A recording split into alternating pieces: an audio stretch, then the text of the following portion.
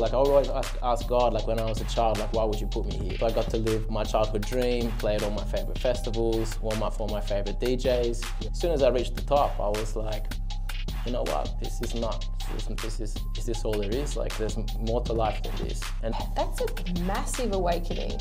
And so I was like, all right, Dan, this is the last chance. Like you have to make this decision. I'm like, all right, cool, like give me a sign. And then the boat driver gets out in the middle of the jungle. And he's listening to Tiesto? Nah, he's wearing a Tiesto t-shirt with the symbol on it. Yeah. It's like you are either afraid of rejection or you're afraid of regret. And the fear of regret is always bigger than the fear of rejection. There's an ancient Mayan legend that states that whenever there's an imbalance between humans and nature, Cacao makes its way out of the jungle to open our hearts and restore the planet to a state of harmony. Oh, dude, I felt that. Hello and thank you for joining us on the Be Human podcast. In this thought-provoking session, we sit down with Dan, the mind behind Sacred Cacao, to explore the profound journey from superficial highs to deep, meaningful connections. He'll share how cacao, beyond being a treat, can open the heart and weave the fabric of community. Prepare to be inspired by a story of transformation and the power of conscious choices. Stay tuned. All right, everyone, welcome back to the Be Human podcast. Today we have a special guest, Dan from Sacred Cacao. And we used Sacred Cacao just recently for our last event as well, which was amazing. And we're very grateful for that. It was my first experience with that all. Wow. You know what? I can still remember the smell. And I love it. It's like a nice hot chocolate. Yeah. So we'll throw it over to Dan so he can introduce himself. Yeah, beautiful. Guys, thanks for having me. Yeah, my name's Dan from Sacred Taste. I founded Sacred Taste about 6 years ago out of a need to cultivate more connection on this planet. I feel like there's a lot of disharmony on this planet, and I feel that, that's due to a lack of connection. And so Sacred is, the heart-opening medicine of the world. And so we're just cultivating more connection with some people and sharing the medicine. I'm really glad that you guys got to enjoy it and share it as well. Yeah. It's beautiful. Like 6 years ago, what made you feel like you needed to sort of create that change, or where did you, because everyone's waking up now, but you're a little bit ahead of your time, I see. Who was knocking on your shoulders going, Dan, how'd you get it? Yeah, so up until about 10 years ago, I was a professional DJ. I was playing trance music with all the top 100 DJs of the world. Any top 100 DJ in my genre, which was trance music, if they came to this city, I was the one warming up for them. Wow. And so I got to live my childhood dream, play at all my favorite festivals, warm up for my favorite DJs. And then literally at the height of my career, I got to warm up for Above and Beyond. They're my favorite act in the world. And I got to warm up for them. High Sense Arena, 7,500 people, sold out show. And here I am warming up for my idols. And so it was a very beautiful moment, and I got to realize a dream, but literally at the top of the mountain, I looked down and I could see all the devastation, all the destruction, the toxicity, the drugs, the alcohol, the abuse of the body, the abuse of the planet. And then I realized, I'm here for something else. And so literally the next day, as I was driving home, I was like, I sent a message to everyone, and I realized that's it for me. Got home, sent a message to everyone and said, thank you so much for being a part of the journey. That's the top of the mountain for me. I'm going to make my way back down and I'm going to do something else. Wow. That's huge though. Yeah, that is. That's a massive awakening. Was it gradual? Did you think it was building up, or did you really have like a burst? No, it was always there. Like since a very young age, I never really fit into this planet. Like I'd always look at all of our streets and like everything subdivided and divided and in different compartments. And I'm like, this is not how it is in nature. Everything in nature coexists in harmony. And so I just, I assimilated. I was like, okay, cool. Like I would always ask God, like when I was a child, like, why would you put me here? Like, why couldn't you have birthed me on this planet or on this continent 500 years ago when we were living organically in nature? Wow. Like, why would you, like, God, why would you do this to me? Why would you torment me like this? And God didn't answer, he didn't reply. So I was just like, all right, well, I'm here. I might as well make the most of it. I might as well assimilate. What's all my friends doing? What are we doing? We're partying. Cool, like, well, become a DJ. And then I became very successful at it. But as soon as I reached the success and as soon as I achieved everything that I wanted to achieve and everything that my friends like wanted me to achieve as well, as soon as I reached the top, I was like, you know what, this is this all there is? Like, there's more to life than this. And then literally came back down that mountain. Took me a year to transition. But basically, I packed everything into a van, moved to Bondi Beach, erased my identity, deleted my Facebook, deleted my Instagram, completely erased my identity. And then I did 3 years sobriety using Cacao as my substitute. Okay. Because during the time of DJing, there's a lot of drug abuse, alcohol, it was a smorgasbord. My next question is, were you partaking in all that? Because it'll be one of them, environments, obviously. And for you to have that realization, looking down at the people from your stage, while probably under the influence as well, I think is very remarkable, because that's a deeper knowing than just substance level, 100%. Like, for me, it was always about the music, and I didn't need the substances to enhance the music. But what I felt that some people need the substances to hear what I hear, and to see what I see when I listen to music. But yeah, and it was a good time. Like, it was good fun. I had a lot of fun. But I did see a lot of destruction and collateral damage. Some of my friends getting divorced or breaking up with their partner, losing their job, getting addicted, going to jail. Like, some of my friends are still in those spaces, So I was very grateful that I could pull myself out. But to do that, I had to completely change everything. Change my identity, erase my environment, delete my ego, everything. And so, yeah, I packed everything into a van. Simultaneously, I was a courier driver. So I was driving during the week, listening to tunes, and then I was playing them on the weekend. Yeah. And, so simultaneously, as I was transitioning out of this phase, I lost my job. I had a house that I was building that I lost as well. Lost 30 grand worth of income that the company owed me. They owed me like 30 grand because I worked for 2 months without pay. Yeah. And I lost, 30 grand of income, lost the house that I was building, lost my job, lost everything, and then started a business basically that same day. And then I moved to Bondi and, completely erased my identity and changed my environment. And then, that's when I met Cacao. And then just use Cacao as a substitute for coffee, for alcohol, for chocolate, for everything. Yeah. And So who introduced you to Cacao? So I went to this, it's a funny story actually. So I went to Sydney, and one of my only friends in Sydney, she's like, Dan, you should go check out these parties. There's these parties in Sydney where they're sober parties. Yeah. And I'm like, okay, cool, interesting. She didn't tell me who it was or whatever, but I went to Bondi serendipitously, and I went to the Bondi market. And the first person I met there, we got along really well. He gave me his phone, and we added each other on Facebook, and I realized he's got 2 friends in common. It's like one of my friends, it was my business. He was already following my business, and I'm like, what the heck? And he's like, dude, we're throwing a party this weekend. No drugs, no alcohol. You should come. I'm like, man, I'm definitely meant to be here. And then I went to this party by myself, 200 people. There was 2 teepees in the backyard. Yeah. And I walked in. Everyone was sober, but everyone was chatting. And they were just standing around this big pot, stirring things. I'm like, what is this? Yeah. And they're like, that's cacao. I'm like, what's cacao? They're like, it's the raw form of chocolate. I'm like, why are you guys drinking it? They're like, if you have enough of it, it can release oxytocin, serotonin, dopamine, endorphins, all the chemicals that make us feel good. That's what cacao releases. Okay. And so I'm like, cool, me being me, after my history, I was like, cool, I would take a drink and I would have 1 cup and then another cup. Yeah. And so much so that someone's like, man, don't be greedy, save some for other people. But I was like, I wasn't afraid to give it a shot because I wanted to see what this was all about. And then, after I had a couple of cups, I really started to feel it. And I felt my walls come down. I started to connect with people on a deeper level, have high level conversations. Wow. And I felt amazing. I felt amazing the next day. And then I started implementing it into my daily practice, changed my coffee for cacao, and then I changed my chocolate for cacao, and then one thing led to another, and we started throwing parties with it. That's awesome. The best. That's the best. It's almost like the old and the new merge. It created that third, the true expression. Because you liked your music. It was like you didn't want that to die. So it's almost like a merger. Yeah, I mean, I love my music, but when I saw what was happening, I was kind of a bit traumatized by it. So it took me a year to transition out. And the last gig I played at was at Stereosonic. It was the first time they did a 2-day event. And I thought that people would go easy the first day, hard the second day. People went hard the first day, harder the second day. And, a lot of people were very, very cooked, and a lot of, bad things happened. Yeah. And I remember I played the opening set, opened up the Trance Arena for Stereosonic. And I was so tired because I opened up the second day and I played Deep House in the Trance Arena. I was just laid back, just chilled. And I was just so blitzed. I was so tired.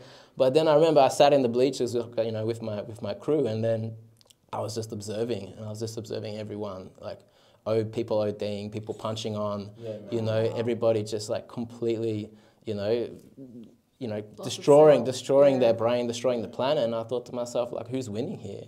You know, we got 50,000 people here, you know, and they're all doing this. And what is this contributing to? And they're all there trying to escape something as well. Yeah, like they're there to have a good time because it's cool, it's the culture. And in this culture, it's about, you know, oh, how much have you had? It's about have as much, you know, get as 100%. Fucked up as you can, you know. And so for me, when I watch that, I'm like, who's winning here? I'm like, there's a handful of a few people at the top who's winning, and these artists and these DJs are ambassadors for this. And I'm like, I don't want to be an ambassador for this. And I remember that night I was playing at an after party with Andrew Rayul and Ali and Fila, and I was meant to play a back-to-back set for like 2 hours, and I was like, cool, at least I can back-to-back. It's, you know, not as stressful, it's a bit easy. Yeah. Then I get a call from my boss, and he's like, bro, you got to do the whole thing yourself. I'm like, why? He's like, man, the other guy can't make it. He's too fucked up. I'm like, bro, I'm fucking like about too fucked up as well. And then I was like, you know, like he hung up the phone, and I realized, I'm like, shit. I'm like, okay, you know what? Like, this is it. And I put a message to everyone. I'm like, guys, if you guys want to see me play again, come tonight. It's the last gig I'm ever going to do. Wow. And I went and played that gig. Fucking absolutely smashed it. Absolutely smashed it. And I remember I'm playing before Andrew Rayul, and I'm playing the set. And as a warm-up DJ, you can't play like popular music. You got to play like underground music and like build it up. And so I build it up and bring it down, build it up, bring it down, and then build it up. And the last track I played professionally was a track called We Evolve by a guy called Sequel, which is pretty fitting. Yeah. And I remember I dropped the track and then like unplugged my headphones, left. No, and then and Andrew Rayul, he comes in and he puts his headphones in, he gets ready, and the track like breaks down, and then it builds up, and then boom, it just launches, and the whole crowd just ignites. Yeah. And he looks at me and he takes out the headphones, he's go play one more. And I had no headphones or nothing. I was just like, damn, I had like 60 seconds left. So I just went to the next track, pressed play, mixed it deaf, like without even headphones, mixed it. And man, little did I know the track was Sun and Moon by Above and Beyond, the #1 track of the year. Wow. And it was like, and then I dropped it, everyone's gone crazy. And Andrew Ray was like, what are you doing? I'm like, what do you expect me to do, man? Like, you know, like, you gave me no time. He's like, this was my opening track. I'm like, he's like, what am I meant to do now? It's like, don't worry, bro, I can't mix it for you. Mixed it for him, and then packed up my stuff and left. And my manager's like, damn, what? Like, you just burnt the main DJ. Like, what are you doing? I'm like, you know, check the message. Like, you know, I'm out later. And then I never played again. Wow. I never played professionally again. And when I went to Bondi, the reason why I had to leave, because I was known here as like a party boy. I was known here. Like me and my mates would go out. We'd go bowling, and then we'd like pulling out a bag. You know what I mean? Like we go for dinner. We'd be doing stuff. You know. So. How old are you, if you don't mind me asking? 38. Okay. Yeah, 38. So this was 10 years ago. Wow. Yeah. Mum, he's not doing it now. I've got a funny story about that with my mum. I'll tell you what, it's pretty funny. But my mum's more concerned about the stuff I'm doing now than the stuff I was doing then, which is pretty funny. That sounds about right. That's how it is, yeah. But it was actually like when I quit, I had to leave my environment because everywhere I went, we created a habit. And so I had to completely change environments. And then when I went to Bondi and people would meet me, they wouldn't know about my DJ career, nothing. They're like, do you want to come out for a drink? I'm like, nah, I don't drink. And they're like, oh, you're Muslim? I'm like, yeah, I'm Muslim, like why not? Because if I say yes, then they're gonna stop. If I say no, they're gonna be like, what do you mean? Come out for a drink? It's just like, that's easier. But I never wanted to DJ again. Like I was really done with it, and I started a business called Grow Space, which is it's a gardening business where we teach people how to grow their own food using less space and minimal effort. And so here I am, like in Bondi Beach, and it was maybe like a year into it that one of my mates comes out, like I was doing his garden for him, and he comes out and he's like, man, I just Googled you. You're like a big time DJ, bro. like what the hell are you doing here, living out of your van, barefoot, doing gardens? Like, what happened? And I told him the story, and he's like, man, we should throw a party. I'm like, nah, bro, I'm done with that. He's like, nah, let's throw a cacao party. And I'm like, yeah, all right, let's do that. It sounds good.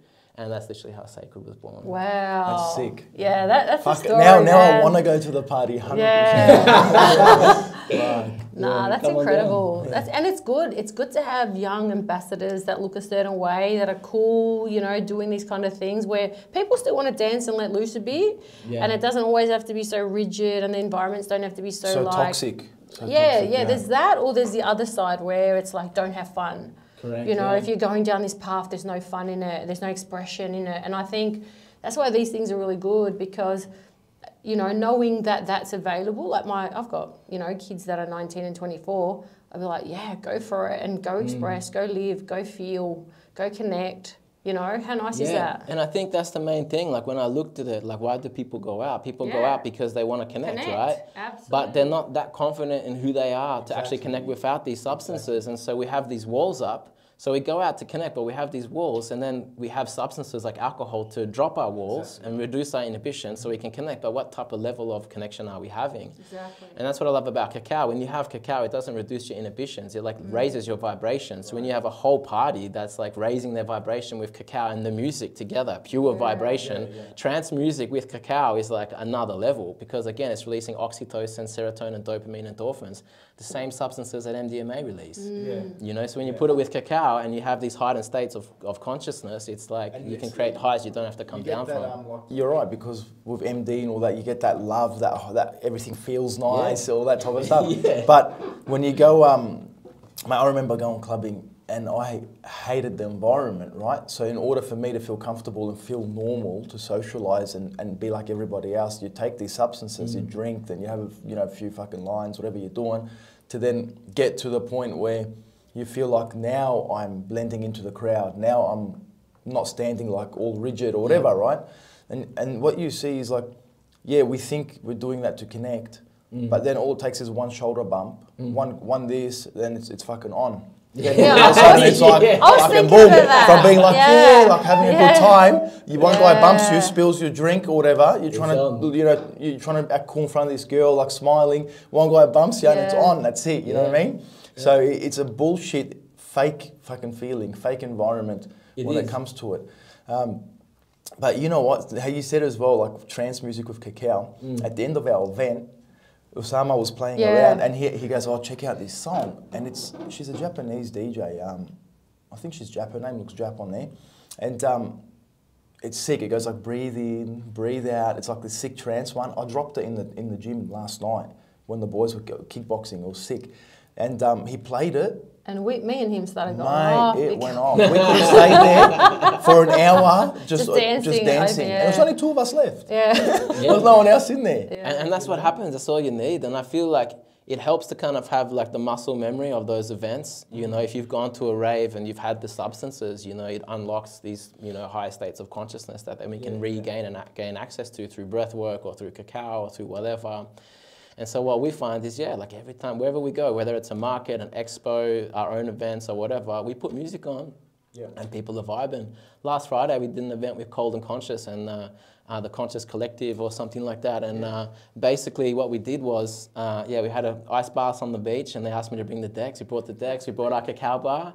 And by the end of it, when the ice baths were over, everybody was dancing, the whole place was heaving, and they didn't want to stop.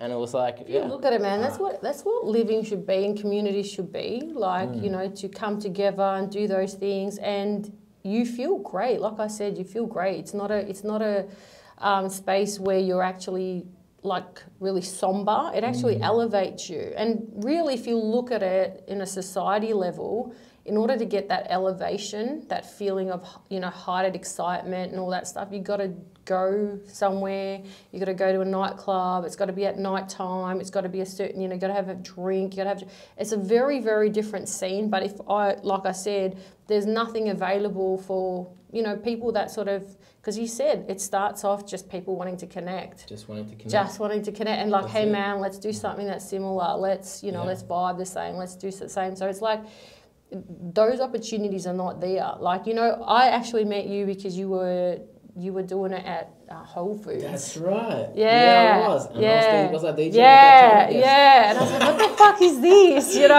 And me and Lauren were like, where's this in Beaky? Nah, at Ferntree Gully. Ferntree Gully. Okay. Yeah. So during COVID, right? Obviously, no one could go out or do anything. Yeah. But I could go do taste testings, right? So I could go do a taste testing at a store, and I'm like, I'm gonna bring the decks.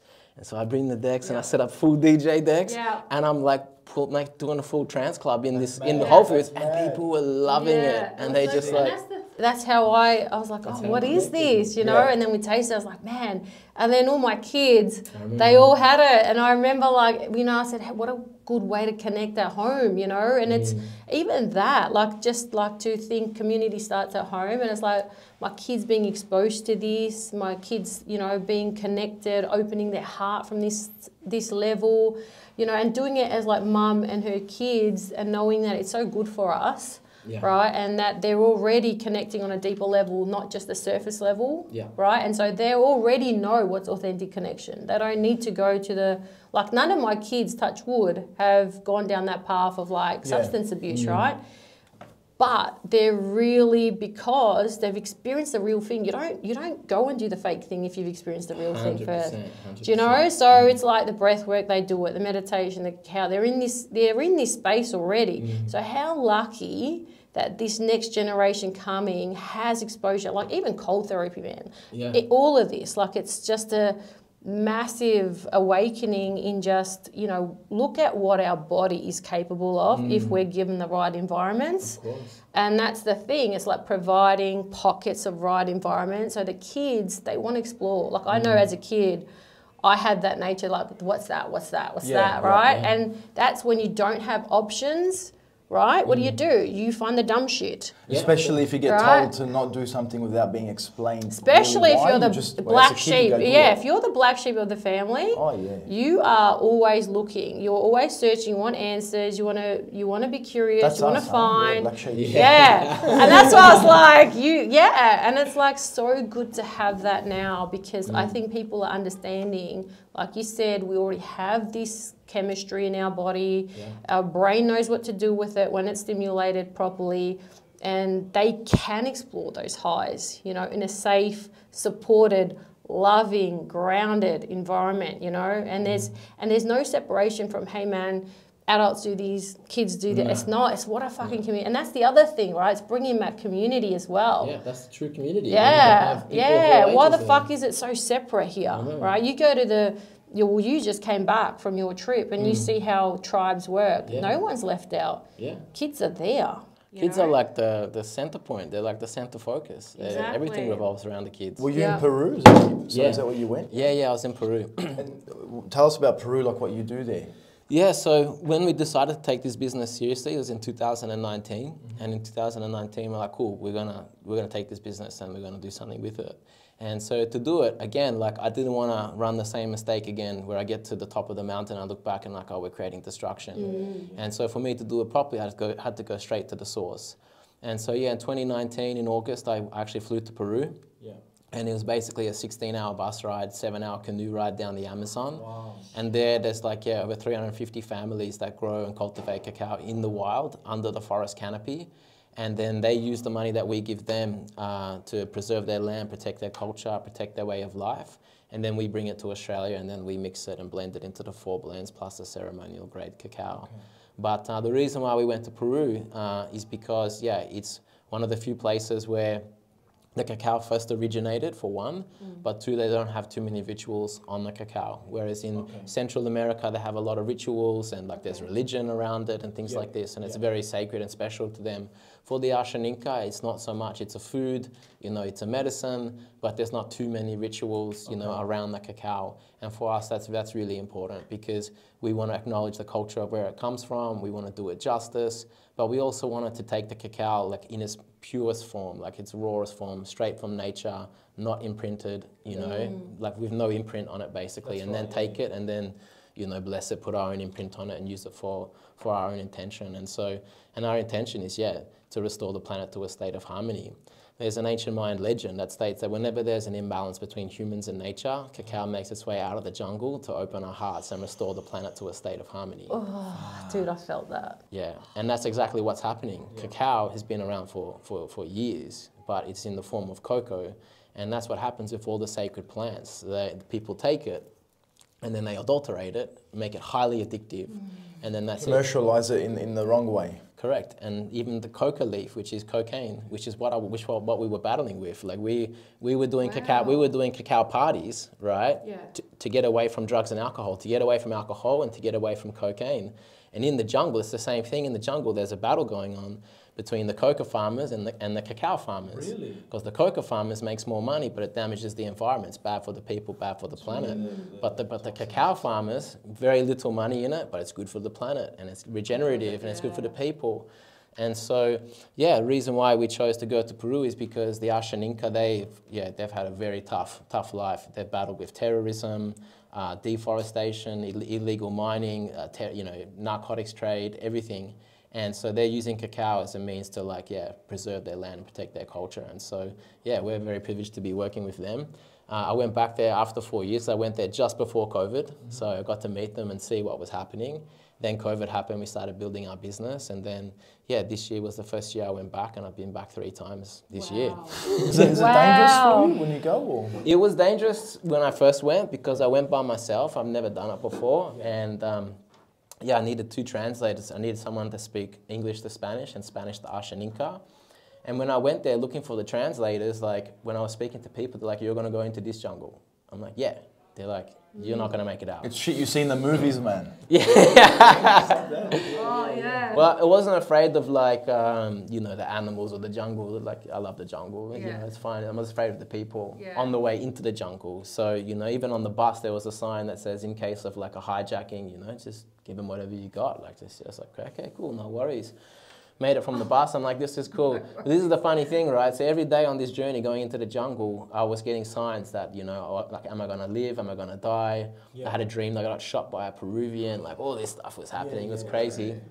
And on the bus, it says, in case of a hijacking, just give up your stuff. And so I had 3 choices, chances to decide not to go.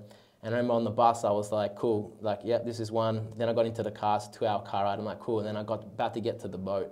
And I'm like, oh, okay, cool. This is the last chance, my last choice. This is my choice of whether I stay or jump on this boat. And I'm like, man, just give me a sign. It's all going to be good. And back in the day, before when he was playing trance, Tiesto was my favorite DJ. Yes. And Tiesto had an album and thing called Elements of Life. And we use the elements in sacred, right? And it's the bird. And the bird is actually one of my sacred spirit animals. And I get to, so we drive in the car and we get to the dock for the boat. And I'm like, all right, Daniel, this is the last choice. You get on this boat, it's 7 hours, anything can happen. So this is your last chance to make this decision. Hold on, the boat ride is 7 hours? 7-hour canoe ride down. Yeah. I'm telling you, it's like this movie I watched, man, recently, Freaky. Yeah, 7-hour canoe ride down the river. And so I was like, all right, Dan, this is the last chance. You have to make this decision. I'm like, all right, cool, give me a sign. And then the boat driver gets out in the middle of the jungle. And he's listening to Tiesto? Nah, he's wearing a Tiesto t-shirt with the symbol on it. Yeah, I swear. I swear, Tiesto Elements of Life. And I'm like, man, we're going to be fine, man. Yeah, let's go. And then literally just cruised in. And yeah, it's been safe ever since. But it was definitely a challenge, How did you sort of get welcomed in though? Were they resistant? Did you have to sort of... No, the pathway was already opened by a few other key people and key businesses. So the path and the foundation was already laid, but not many people would take the risk of going in. 100%. People would just be like most companies, they just send an email, order the stock, send it in. Oh yeah, we get it from Peru. It's have you been there? Have you seen it? I'm very different, so I want to make sure we've done our due diligence, and so I had to go see it with my own eyes. And so I went back and I saw it, and yeah, it was beautiful. All wild-crafted cacao, because most cacao is either grown on a farm or a plantation. Okay. But this cacao is actually grown in the wild under the forest canopy. So it's actually the world's regenerative cacao. So by putting an emphasis and buying our cacao, you actually are encouraging farmers to farm in regenerative practices. Yeah. And so it's interesting because recently, when I went there in 2019, the organization and the cooperative was peaking. So it was they had 350 families all growing the cacao for them. They were literally at their peak, and they were doing about 150 tons a year. And then 4 years later, I'm like, cool, I'm going to go back, and hopefully they're doing 500 tons a year, and it's it's amazing.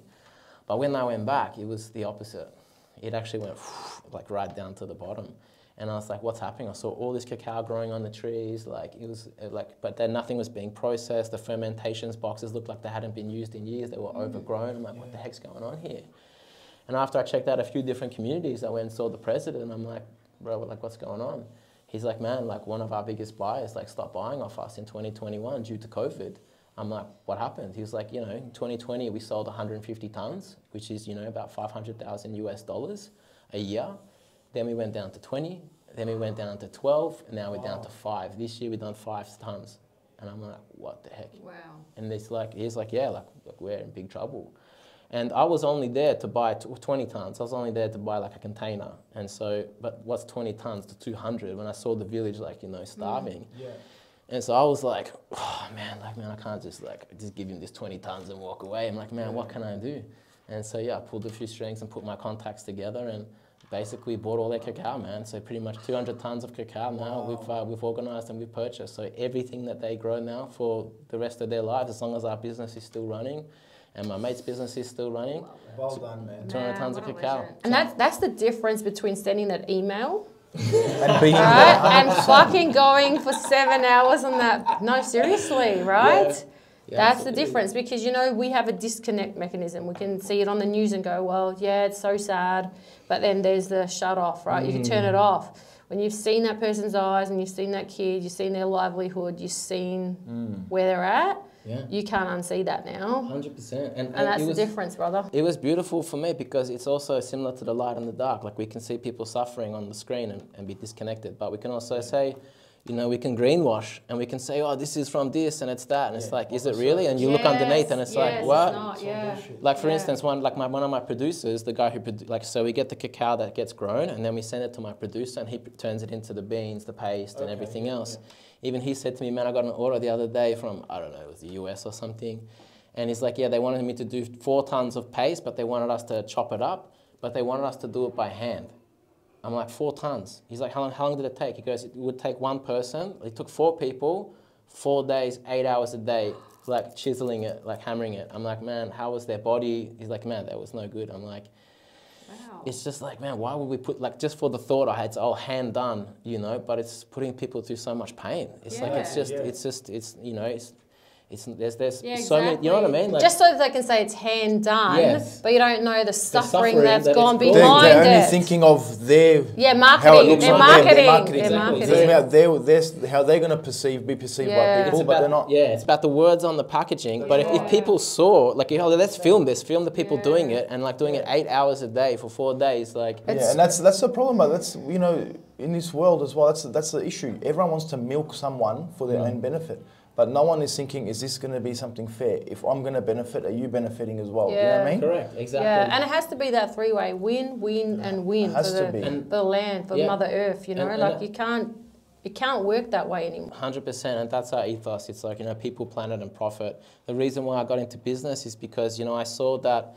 You know, I was actually very angry with businesses at the start from a young age and corporations. I'm like, these businesses, man, they're taking from the planet, taking from the people for profit. Yeah. But then I realized a business is neutral. The business isn't the evil one. It's the people driving it. I'm like business money, is it's not business. Yeah, it's the people. Exactly. And business is the vehicle that took us from, you know, 100 years ago, Industrial Revolution, to where we are now. Business is the thing that has made us evolve so much. So it's probably the most powerful vehicle. 100%. But we just got the wrong drivers going in the wrong direction. Yeah. So now I'm utilizing business to reverse the damage, and we're doing really good. So, you know, through our efforts, you know, in collaboration with my producer and these growers, 200, 250 tons of cacao of these guys' grains have been now bought. That's like $1 million worth of a year to 22 communities, 350 families, over 3,500 people. Beautiful. Their livelihoods are now protected because of one move. Yeah. Then we also have like the best cacao in the world, like the wildest cacao grown from indigenous cultures. And then, you know, we're actually going to be packaging it up and selling it. So what we want to do now is, you've got conventional cacao, you got cocoa first of all, then you got conventional cacao, then you got organic. And organic cacao, although it's got no sprays or pesticides and it's good for you, not necessarily good for the land, because they can still clear the land and deforest it and grow organic cacao. Yeah. But our cacao is wild, so it's wild crafted cacao. So there's no chemicals, no sprays, no fertilization, not even irrigation. In its most natural form. It's just rawest natural form. So they do have like original wild trees, but then they also like plant things in the wild, but it's in a part of an ecosystem. And this is the benefit, because now, it doesn't matter what we do, even before we've even sold the product, because of our purchases, we've already made like massive impact. I love that. And you know what? It's beautiful, because before, I think that's the thing about businesses now. Like, I think few years back, we would just look at surface level and go, yeah, this is good for me. It serves me. I want it. Yeah. I'll have it. I think people are waking up and saying, okay, what's that second layer? Yeah. And now it's the third layer, layer. right? And that's what's beautiful, because last week or 2 weeks ago, we had Bhumi cottons as well. Yeah, that's And right. honestly, they're the same. Very similar. And very similar. And we're noticing how we're attracting that kind of vibe, because I'm like, you know, people think we can't do something. And it's so big and it's so out of our control and hand and stuff. But I always look at it this way. I'm like, yes, you can, because you have choice. And I always say, you know what, product you purchase is a big statement in your belief. Yeah, of course. Right? So if you like literally can't actually just choose to make, you know, a better choice for Mother Earth, for people, for another person, including yourself, right? If you can't, you know, give yourself that ability to choose, I think that's the biggest. It's crap, because, you know, I said to my kids too, I said, now I'm not in a position where I'm having to eat bad food, I'm having to wear anything that is given to me. We're not living that way, right? That's different. But when we have choice of buying products and we choose not to buy the products that are helping other people and helping the land, then we're fucking culprits. Yeah, 100%. Right? So I'm like, and if it's all about brands, well, fuck that. You know, you got to have a look at what's being done behind closed doors. And seriously, I reckon if every family just made 2 conscious choices, 2.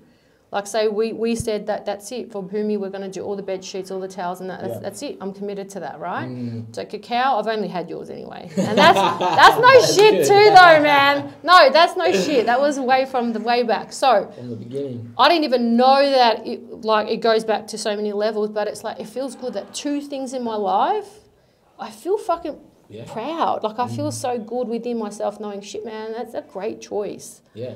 And it's an investment.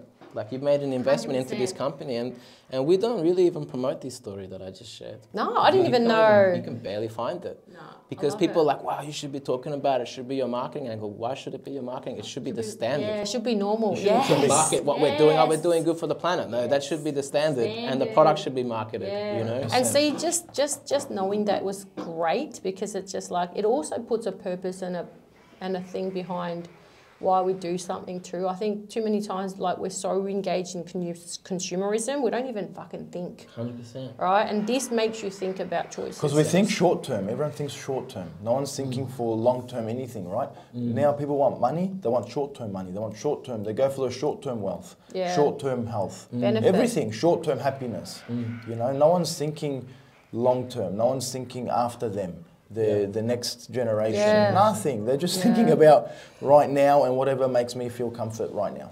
That's it, you know what I mean? And to be honest, it's for me, it's the opposite, because everything I'm doing is for the next generation, like whether it's my children or someone else's, because that's how the indigenous used to think. Like the Native Americans, they would actually, before making a big decision, they would think 7 generations into the future. How is this going to impact my children's children, you know?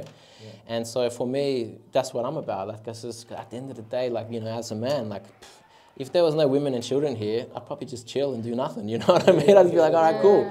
But, you know, we have women and children, so we got to provide, we got to protect. And I want to see my children live happier and healthier because of my hard work that they don't even need to know about. Exactly. The work we did, you know what I mean? Exactly. And even for the Ashaninka, like this is the tribe that we work with, you know, obviously we did this deal, and I remember they called us back. That's why I went back 3 times. So we went there. I went there to buy 20 tons, like very humbly, as like a small business. 20 tons. See the big problem. I'm like, okay, cool. I'm gonna be back. Come back, buy the whole thing, and we're like, done. And we sign the contract is signed. It's not just we're gonna buy it once off. It's like we're gonna ongoing, and we're gonna build this business together. We're not gonna be. I'm not gonna be a customer of yours. We're gonna work together. That's the best. That's amazing, awesome. man. Because then a portion of our top end is gonna go straight back into the funnel. So we're in the process of setting up a foundation. We're talking. We've interviewed all the communities, and they invited us back to an assembly. There was actually an assembly that happened there. Because 2 weeks before, they had this assembly where, they called all the tribal leaders to come together, 250 tribal leaders, to actually talk about the emergency, like of how, I'm like, what are we going to do?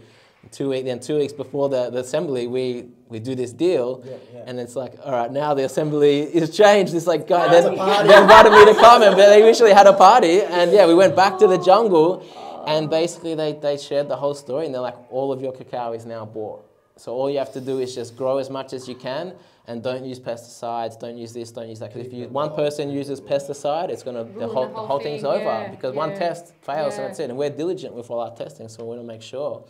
And that's the beautiful thing. Like by doing that, you know, we went there and did that time. I've gone back a third time because now we just opened up a new production facility, and they asked me to be like the godfather of this facility. So I cut the ribbon. But now, yeah, everything that we do, literally from seed to serve, it's like, it's magic. Like whoever, if our customer buys from us, they know that it's contributing to this cause, it's contributing to this foundation, it's contributing to these people, and it's actually good for you as well. We don't present ourselves as perfect. Like there's obviously ways that we can always improve packaging, sustainability, all these things, but it's about just, making these conscious choices that have an on-flow effect that can actually impact the world. And like you said, you know, 2 or 3 choices can really make a massive impact in not only your life, but the lives of so many others. Yes, exactly. Absolutely, absolutely. I want to know one thing. Why is your mum freaking out what you're doing? So it's interesting, right? Like when I left and when I quit DJing and stopped, like, cause we would go out and I would DJ like Friday, Saturday, Sunday, you know, sometimes Thursday, whatever. And I would we'd stay up all weekend, and I would sleep until Wednesday, and then I would wake up and operate from Wednesday, and that wasn't a problem. And when I went to Bondi, I remember when I got to Bondi, like I said, I lost my house, lost 30 grand worth of income. I actually signed a contract to another business that was like, put me in $195,000 worth of debt. Wow. And yeah, basically I got wiped out. And when I got to Bondi, it was funny because my partner called me, I get to Bondi. She's like, did you get to Bondi? I'm like, yeah. She's like, that's good. She's like, you just lost your license. I'm like, what? So yeah, and then at least you made it to Bondi. Now walk. Dark night of the soul for the week. Oh, that wasn't even my dark night of the soul. That came later. That was my Saturn returns. But basically, so I was like homeless, living out of a van that I legally couldn't drive, 95 grand in debt, like, you know. And then basically one of my friends is like, you know, why don't you just go to Vipassana? And I'm like, what's Vipassana? Like, that sounds cool. Like, what is that? And she's like, and I'd never meditated in my life. And she's like, just think of it as a digital detox. And I'm like, yeah, all right. Like, are they going to feed me? Yeah. They're going to give me shelter? Yeah. All right, cool. Can you drive me? She's like, yeah. So she took my van and she drove me there. And then I went in and I did this 10-day meditation, you know, with no talking, no eye contact, nothing. And I was like, wow, this is like next level. But then I come out and I hear from like stories from my brothers, and my mum's really worried about me. I'm like, what's going on? She's like, oh, I've heard stories, from my mum's auntie, this, that. You know, my mum's really worried. I'm like, why? She's like, oh, my son, you know, he's going and he's meditating for 10 days and da-da-da-da-da. I'm like, Mum, where were you when I was smashing bags of coke and like driving home? Like, you know what I mean? Like, that's okay, that's fine. But meditating for 10 days? Nah, no good. So no, it's pretty funny. But I love that. Yeah, since then I brought the medicine back from my mum as well. So what's your mum's background? So she's Sri Lankan as well. Like, she was born here. My dad was born in England, but both grandparents on both sides were all born in Sri Lanka. But yeah, we got Dutch, Portuguese, Irish. Yeah, so yeah, we've got a whole mixed bag. Mixed bag, mate. Oh, what an interesting journey. One more question. Have you tried other plant medicine? Yeah, definitely. I've tried most of the plant medicines. Like, you know, I've been to many ceremonies and been on many journeys. And it's really beautiful. When I stopped taking other substances, because it's all medicine as well, like even MDMA, ketamine, like used in a ceremonial setting, like, man, it can be very beneficial for relationship counseling, depression, anxiety, like in the right setting, it can be really good. But then also, the plant medicines, you know, with a proper setting and a shaman is also very good. So, yeah, it's, but just different medicines for different purposes. It depends on what ails you, you know. So, I've had beautiful journeys with these medicines, and now we even share beautiful journeys with cacao as well. And what I find is that, it doesn't matter the medicine we take, it just gives us access to our own, you know, divine. And when you find out that you have the key to that, always. You know, you don't necessarily need the plant medicines, but it's a great opener to get you there. So you can, I feel like plant medicines is like a shortcut home. Yeah. You have it, you're a bit lost, you have it, and it takes you home, you're like, oh my gosh, and home. And it's like, oh my God, love. I have love for everything. Love is the answer. And then it takes, when the journey's over, you come back to where you start. It's like, yeah, okay, cool. You know, I've shown you where home is, but that's the shortcut. Now wake up and now you have to walk. Now you have to walk. And unfortunately, you know, a lot of people don't walk. They just keep going back to the shortcut. That's right. They don't want to put the work in, you know. Correct. And that's when, like, even plant medicines, you know, can also become addictive, you know, or an escapism too. So I feel like if you're really willing to do the work, you go in there and you get the tools and the techniques, you learn how to think and what to do, what you need to work on. But then when you come back to reality, you do the work. You got to integrate it, man. 100%. And then at the end of the day, you are the medicine. Yeah. That's so, it. Yeah. What would you like to leave people with, like moving forward, and like your vision for yourself, but also how it sort of implies to society? Like, what do you see for society moving forward? Well, for me, our vision, like our dream, is just to leave the place better than we found it. For me, you know, there's two things that motivate people. It's either pain or pleasure, and I'm very much a pleasure seeker. So I go for what I want, and I go for my dreams, etc. But also, you know, pain can also motivate too. And so, you know, the pain of regret is a very powerful tool if focused on. And so in some of our Cacao journeys, we take people to the end of their life if nothing changes. So, you know, go you know, 20 years, 30 years into the future, like, you know, to the last year, the last month, the last week, the last day, the last hour of your life. If nothing changes, what's your life like? What are you saying to yourself? You know, you're looking back on your life, what are you regretting? And then we pull them back to the present moment and we go on another journey. Okay, now you know all the information, what your life would be like, what changes would you make? And they make these changes and we take them back on the same journey. Now go all the way to the last 10 years, year, month, week, day, hour of your life, and you've made all these changes. What's your life like? And I think that's what I want to leave, you know, the world behind with, is just people having the ability, because we, as, like, you know, one of the few animals in the animal kingdom that can actually project ourselves into the future and back into the past. Absolutely. Project ourselves into the future. There's a reason for that. 100%. And look at your life and realize, like, you know, life is so short. We've only got one lifetime in this lifetime. You know, what would you do with your time? And I think, the legacy I would want to leave with people is just, to really tap into doing what they love. Like, what are you here to do? I feel like, you know, obviously I observe nature, and everything in nature serves a purpose, and that purpose is to serve something else. Like, the air doesn't breathe itself, water doesn't drink itself. Everything in nature serves a purpose, and that purpose is to serve something other than yourself. Humans, in my perspective, are the only species that do not serve a purpose. Because if we were to leave this, you know, this planet, the planet would just completely, like, it would be paradise, right? So if that's the case, then we are the fruits of this organism, you know what I mean? So we are the kings of this kingdom, which means that our purpose is unique to ourselves. So I feel like, we need really, if we're here for one lifetime and we're here for a purpose, so let's find out what that purpose is. Like, what are your unique gifts? And how can you give them away? Because the gift isn't for you to receive, the gift is for you to give. So find your unique gifts. And I feel that when people find their unique gifts and they give them away, they cultivate love, they cultivate joy. And if everyone in the world did what they loved, then the world will know peace. 100%. You know, and it really feels good coming from you, man, because, like, before the podcast we talked about how you live your life. And it's fucking cool. Like, you actually live what you speak, you know, and that's important too, because, look, even when you speak about that journey and you said, you know, we take them on this journey, like someone that was really constricted, had no courage in their heart, because, look, heart is also about courage. Like, you can't do what you do unless you have a bit of balls as well, right? So, you know, you're sort of like out of the system, the mainstream system. Like, I've now made choices in my life that's like, look, I'm going to actually have to do this, because if I want that, I have to break the construct here, right? And that takes courage. And it's really, really good to know that you live that and then you speak it, and then that's authentic. Thank you for acknowledging that. I appreciate that. But not only do I live it and speak it, I also teach it. So I have multiple businesses. Sacred is just one of them. For me, Sacred is the door that opens people's hearts and connects them to what they want to do. We've had so many people that have come on that journey, realize if they keep living the life that they're living, they're going to regret it, come back, go on the journey, you know, and then they go home and quit their job, break up with their relationship, you know, move house, they do all these things. But then they get there and they're like, okay, now I know what I want to do, but I'm so terrified of all these things. And because I've built, you know, multiple businesses, I've got a business called Like-Minded, which teaches people, like, it's like-minded business group. So we teach you how to break free of the 9 to 5 and do what you love. We take away all the pain barriers and we just make it cruisy.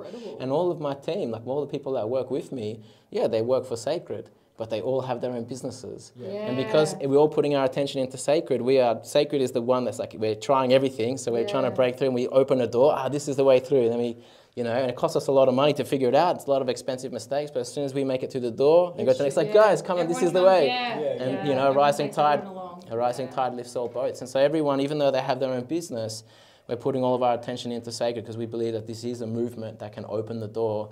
And if we're doing it within our own team, if we can do it with hundreds of people, thousands of people, tens of thousands of people. Yeah.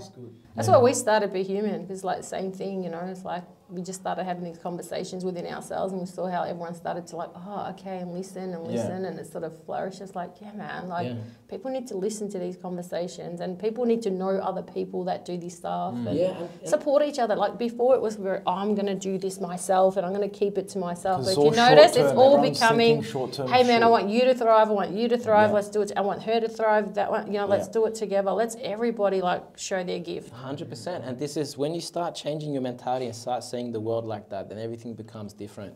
You put anyone else in my shoes on that last journey going into there and to buy the 20 tons of cacao, guess what? Not only would they only just buy the cacao for themselves, they would actually not buy the cacao because they would see everything like, this is dilapidated, this is not good enough, I'm going somewhere else. Or it's too expensive, I'm going to go to the cheaper guy. I go in there, I'm like, here to buy 20 tons. So what the heck happened here? And then I'm like, man, what the hell am I going to do? I can only buy 20 tons. I'm like, how can I afford 200? And then boom, that's the question. But look at that question. How can I afford 200? How can I? Yeah, how can I do that and level of service? And then literally like the answers came and we clocked it, we did it. And it's the same thing with life. Like people, like I said, they move away from pain or move towards pleasure. And people are either, in my experience, and this is what I teach people, is that, and what I learned through myself, even with DJing, it's like you are either afraid of rejection or you're afraid of regret. And it's like, oh, I'm afraid to try this because I'm going to fail. And if I fail, I'm not loved and I'm going to get rejected. Okay, so that's the fear of rejection. But then what if you go for it and you make it? Okay, cool, then you can live the best life. But what if you don't go for it out of the fear of rejection and then you regret it? And the fear of regret is always bigger than the fear of rejection. So whatever motivates you, if you're the person that moves towards things or moves away from things, understand yourself, know what motivates you, and whether it's something that you're completely afraid of, that you want to like move away from and it pushes you into your life, beautiful, use both. Use both. I agree. I have like the dream that I want to live and I have the regret of not living it, and I put them like this. Fuels you for that dream, you know what I mean? Yeah, and that keeps me moving forward, man, especially when times get tough and I want to give up. It's like, one more step. Yeah. Thank you, brother. That's awesome. Thank you. Great. One more question. Can kids have this? Yeah, absolutely. So, Sweet. My kid's going to love hot chocolate. yeah, well, you know, it is very sweet, but we don't use, you know, sweeteners. We don't use refined sugar or anything like that. And that's the beautiful thing about this cacao over other chocolate or other cacao. Like most other brands will mix it 50-50 sugar. And for me, this is Mother Nature's most nutrient-dense superfoods. It's super high in antioxidants, 40 times more than blueberries, you know, rich in magnesium, which is the mineral. The kid's going to love this. Yeah, magnesium is the mineral that the body is the most deficient in, has the bromine, so many benefits. So for me, it was no point mixing it with sugar. And so we mix it with carob and lucuma, which are two other superfoods. Lucuma is considered gold of the Incas and it's grown in the mountains. And then cacao is considered food of the gods and it's grown in the valley. And we put them both together, both from Peru.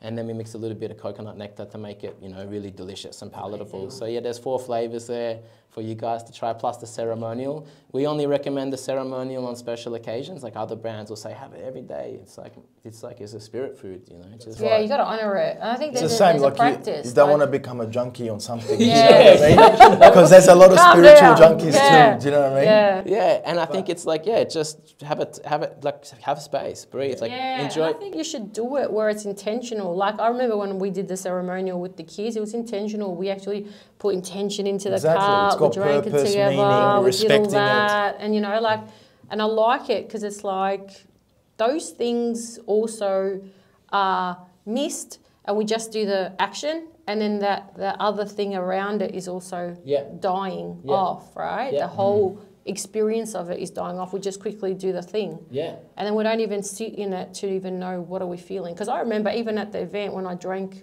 it, man, it just drops you in the body. It's like, I am so like here, like, and you're really here. Yeah. And I was like, wow, I'm just here. And what a great feeling. Yeah, it happens all the time. I always like underestimate its power. I'm always like, oh yeah, even me, I'm like, oh, you know, it's just a beautiful drink. But then I have it in ceremony or someone else has it and I see people crying, like even before, like we're just setting the intention and people are crying and it's like they're releasing stuff and it's like people are having visions and it's just like, wow. And that's why it's called sacred, you know, it's how it's meant to be. It's a sacred plant, and that's why we have the 4 flavors. So we have the original, which is the earth, which is great just as a chocolate replacement. We've got fire, which has got chili, which is really good for stimulating your metabolism, firing up your digestive system. We have love, which has rose petal powder, which relaxes your heart. It's really good for calming your nervous system. It's antidepressing, so it's good before bed. Then we have vitality, which has got matcha and mint, which is good for focus and productivity. Like that's where I live mostly. This is the magic box, dude, man. we are so doing this before every podcast. We're going to have our cacao. Yeah, well, you know, like, yeah, we can sponsor the podcast. We can get every... No, seriously, because we normally have coffee, and I'm like, I'm doing that every freaking podcast now. Yeah, and you can tell, like, you can ask the person, like, what are you feeling? Do you feel like earth, fire, love, vitality, you know? And you'll see, like, you'll notice, like, if you have coffee, you know, it actually, you know, it stimulates your stress hormone, like, you know, your fight or flight. But when you have cacao, your conversation is going to go much deeper and it's going to be much wider. We'll happily sponsor the podcast, no worries. We'll go to partnership, no worries. And I said, just, keep spreading the love and sharing it. That's beautiful. Thank you so much, Rad. Thank you so much. What a full circle, meeting him doing DJ That a whole was mad. full time. We're coming to a party, 100%. Yeah, come I'm gonna bring all the fighters. I will. I'll come after. I'll bring my daughter. One of the boys, I showed him the video for your event. He goes, "What the fuck's this?" I said, "Bro, it's a cacao warehouse party." He's like, and he went to you know what? Him and the boys went to what's that thing in Europe? He's got the tattoo on his ankle. Like Tomorrowland? Tomorrowland, yeah. He's got the motto on his ankle. They all got it tattooed, yeah. He's like, "Bro, it was the best thing. And fucking this, MD, that." I'm like, "Bro, come to this." He goes, "Is it like MD?" I said, "Yeah." He's like, he goes, "I'm coming, all the boys." I said, "100% we'll go." But we're all like, unfortunately, at the fights. But let us know. The next one you got on. Yeah, even come after if you have time. Like if you have time, come after. Just drop in. It's going. So basically, we start. It's like a 5-hour journey normally, and then we go through all the elements. So again, wait, can I tell you the journey part? Like, are you actually like people are sitting down doing a journey? That's at the end. Yeah. Okay, so would I make it for that time? Yeah, if you come at 11. 11 is the journey. Okay, cool. So basically we do it differently. Other people start off with like, you know, the ceremony. Yeah. But I feel like if you're in ceremony mode, it's very hard to get pumped up again. Yes. You know, and the way we work, we work with the moon phases. So for our new moon, it's always about going inward and going like deep into ceremony, deep into the darkness. As the moon phases, it's dark. But then every full moon, normally, we're not doing on a full moon now because I just got back from Europe. But, you know, normally we're doing a full moon where it's all just celebration. So you come in, we've got all 4 flavors of cacao. It's a cacao bar. You come, you drink, and then everyone comes into coherence, we party, and then right at the peak, we cut the music, we drop it down, and it's like, all right, guys, now we're going to do ceremony. If anyone wants to leave, you can leave. Whoever wishes to stay, and then we all sit, and then we do a sound journey to send them home to bed. We'll be there, one of them. Well, I'll come tomorrow. I'll sort it out with Claire. Sort it out with Claire. She'll put you on the list, no problem. Thanks, brother. No worries, thank you so much. Appreciate you, man, and appreciate like what you're doing. Seriously, you're a doer. And you don't just speak about it, but you're doing it, and that's incredible, man. Yeah. So thank you so much for being you. No worries, thank you so much. Thanks, bro. Cheers. Hey guys, it's Zuzu and Aish from Be Human Podcast. Firstly, we'd like to say thank you. We're very grateful for the support, ongoing support. Our podcast is one of our first passions. That's where Be Human really started growing its legs. True. Before the events and courses and other things that we have done. So we would love if you could please subscribe and continue the support because it will help us bring on bigger guests and more interesting conversations and just basically help us have that presence online there on YouTube and on our Spotify platforms as well. So I hope you all enjoy and thank you for the support. Thanks, guys.